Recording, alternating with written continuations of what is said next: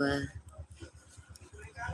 yeah, so I'm here in the store and just finished watching Miss Globe. And of course, I'm a little bit sleepy.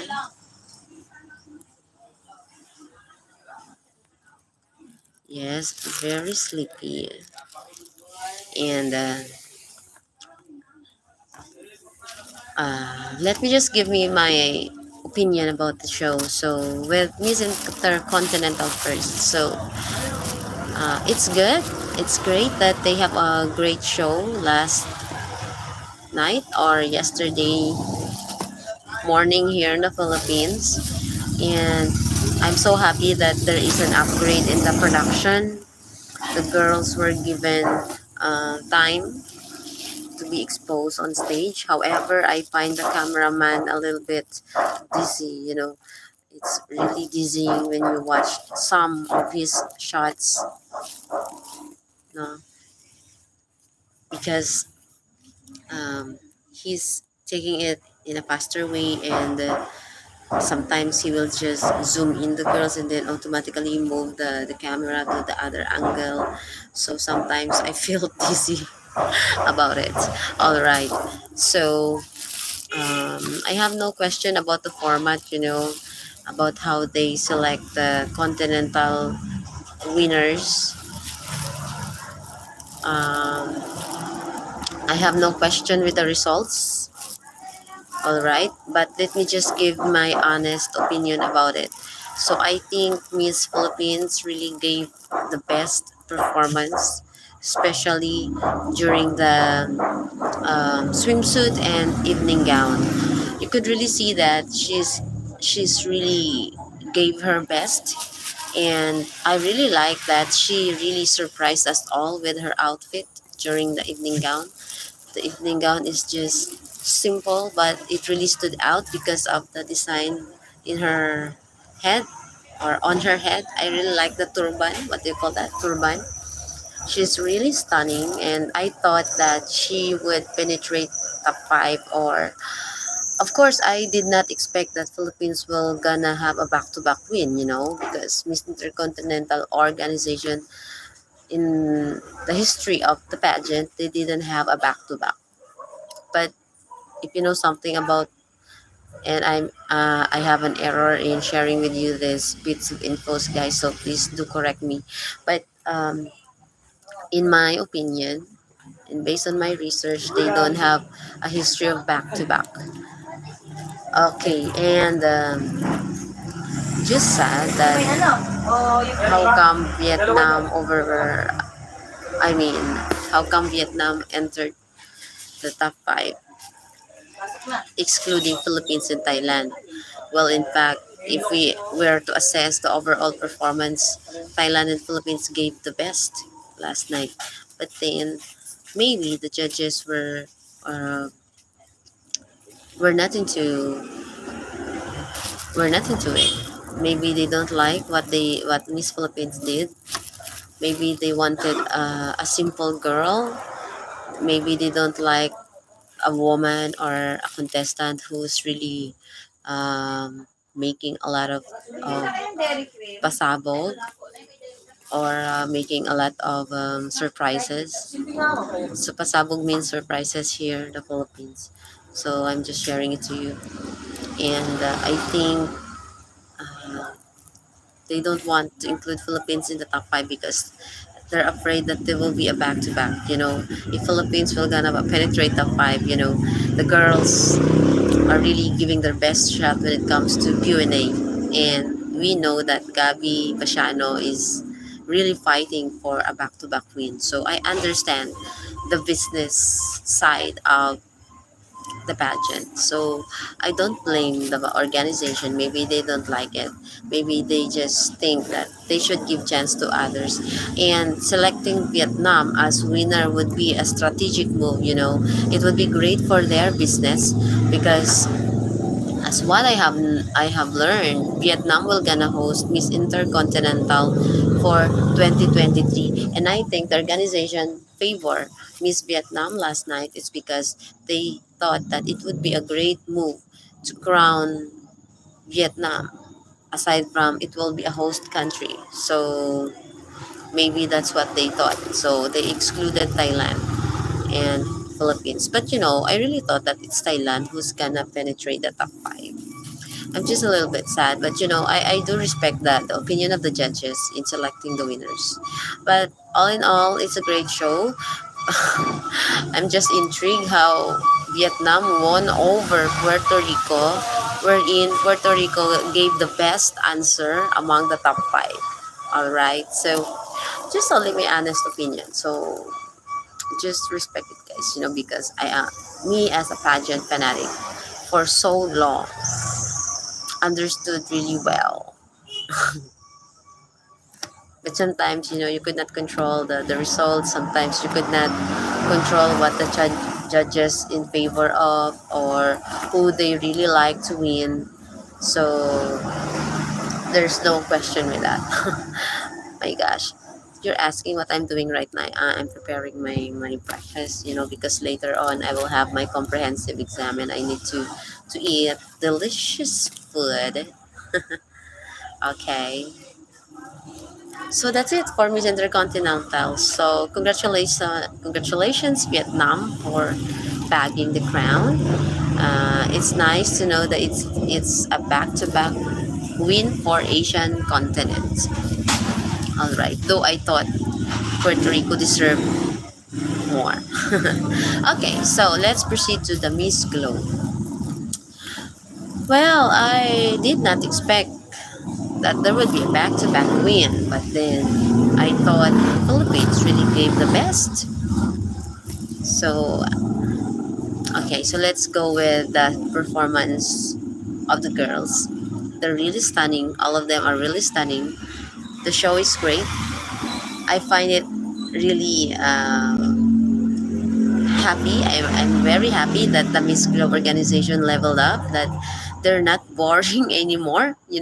They gave us a show a while ago, and I feel not bored watching it. That's nice, Miss Globe. Very good, very good. And there's a lot of gown segments. We have the red gown segments. We have the Louis Pangilinan gown segment. They have swimsuit. And what I'm happy about this globe is that whenever a winner won any challenge or fast track event, they gave a sash and a crown for the girls, and I find it really good, to boast the morale of the girls, that even though they will not win the top crown, still they have their own crown in the fast track events that they have won, right? And it's really good. I find it really good, That's nice, Miss Glow. And okay, so let's proceed to the host. I really like the host, She's the host last year. She's really engaging. She is she's really enjoying. And what I like about her is that she really helped translate the what she said in Albanian and English, vice versa. So that's hard, You're a host and then you are translating the and you're translating what the words or everything that she said live. Okay, so let's go with the top five. So the first one to be called is Vietnam, followed by Thailand, and then UAE, Dominican Republic, and lastly Albania. So I thought Philippines will gonna enter top five. Yeah, not to be biased because I'm a Filipina, but I'm more into performance, overall performance. But when she was excluded of top five, I understand why. Maybe they wanted to give chance to others. Just like Miss Intercontinental, the Miss Globe does not want a back-to-back win, right? They don't like a back-to-back win. So there's no question with that. I just don't understand how Vietnam penetrated top five. with Thailand, I have no qualms about it, because Thailand is really deserving to be there as well. But in the top five, we have two Asian, Southeast Asians, one European, that is Albania. Oh, we have also Middle East, which is part of Asia, that is the UAE, and Dominican Republic in South America. Well, I thought it's Albania who's gonna win. And I said, what happened? After the top five Q&A, they announced immediately the winner. And then I said, oh, maybe it is a um, predetermined show, Before the final coronation, I think they already have their winner and they already have their top five. And for me, the question and answer is just a formality. Because if they were to follow the ordinary way of selecting a winner, like after Q&A, they will going to deliberate. Who will they choose? It will take a long time. But in the case of the Miss Globe, after the girls were done talking, there's an announcement of winner immediately. So, what? What? So I said, maybe they have chosen the winner already. So top five is there already. It's predetermined. It's just that the final show is just for formality. Sorry, Miss Globe. This is just my honest opinion about your show. And I was quite disappointed with that. Because what if the girl did not stood out or did not shine during the preliminaries, or let's say some of the fast track events, and then during the final show they really stood out that they're really what do you call this, they should be there in the top five. But since you have predetermined winners, those girls that outshine the predetermined selected candidates could not penetrate top five because you have already your final list before the show. So I think, Miss Globe, you should improve your way of selecting or deliberating your final winner, because it's really obvious. It's really obvious that it's predetermined. I just feel sad for the other girls. So if this is part of the business, I do understand. Pageant is still a business. Pageant is still a politics. So it's all right. And I don't have question with Miss Dominican Republic being a winner. I just wanted that a winner or a crown winner should be, what you call this? It's not questionable. I really find it sad for other girls who's really fighting for their dreams. Well, anyway, with Philippines, I understand they don't want a back-to-back win, so they gave chance to others. So it's all right. But please, Miss Globe, next time, don't make it very um teasable.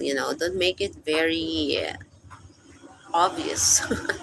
All right. So anyway, congratulations to Vietnam for winning Miss Intercontinental 2022, and Dominican Republic for winning the Miss Globe. But actually, I'm happy as well that Dominican Republic won. But would be better if it's UAE or Albania. Sorry, but judges' decision are final and irrevocable. So it's just all right. So on October 25, we will watch again Miss Grand International.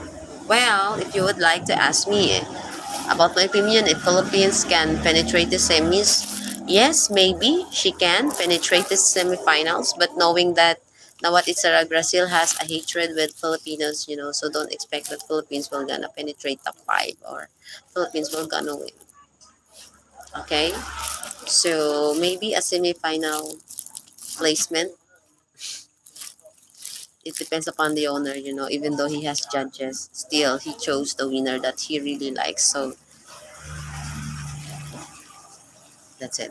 All right, so bye guys. So I'll just end my live, and that's my humble and honest opinion about the recently concluded Miss Intercontinental and Miss Globe. Ciao.